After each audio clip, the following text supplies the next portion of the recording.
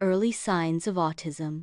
From the moment Leo was born, his mom, Sarah, knew he was special. He had the biggest, brightest eyes, and when he smiled, it was like sunlight filling the room. But as Leo grew, Sarah started noticing little things, pieces of a puzzle she didn't quite understand yet. Piece 1. The silent observer. Most babies babbled and waved at strangers. But Leo? He loved to watch. At the playground, he didn't run to play with other kids.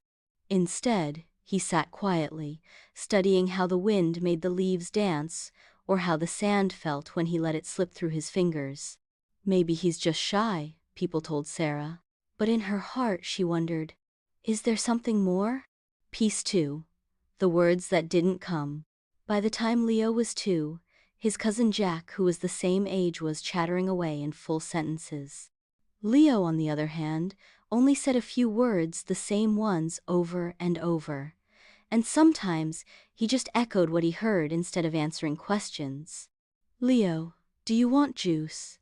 Sarah asked one day. Leo didn't say yes or no. Instead, he repeated, "Do you want juice?" in the exact same tone Sarah had used. Her heart squeezed a little. Piece 3. The world feels too loud. One afternoon, Sarah took Leo to a birthday party. As soon as they walked in, the room was filled with balloons popping, kids screaming, and music blasting. Leo covered his ears and screamed. His body stiffened, and tears spilled down his cheeks. "It's just a party," someone said. "He'll get used to it." But Sarah could see it wasn't that simple. It wasn't just too noisy for Leo or painful. Piece 4. The dancing fingers, happy spins.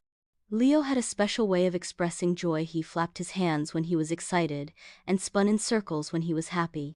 One day, while watching his favorite car cartoon, he jumped up, flapped his hands, and giggled as the cars zoomed across the screen. Sarah smiled but also felt a question tug at her heart. The moment it clicked one night. Sarah sat on the couch, scrolling through articles on child development. That's when she found a page about autism signs.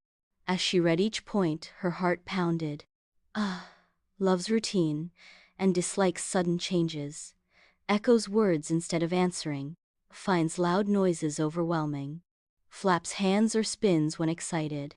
Prefers playing alone rather than with kids. Tears welled in her eyes, not out of fear, but because suddenly Leo's puzzle pieces made sense. He wasn't being difficult. He wasn't ignoring her. He was experiencing the world differently. A new journey begins. The next morning, Sarah hugged Leo a little tighter. She whispered, "I see you, baby, and I love every piece of you." A few months later, with the help of a doctor, Leo was officially diagnosed as autistic.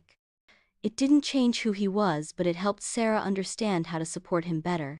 And so, their journey wasn't about fixing Leo because he wasn't broken.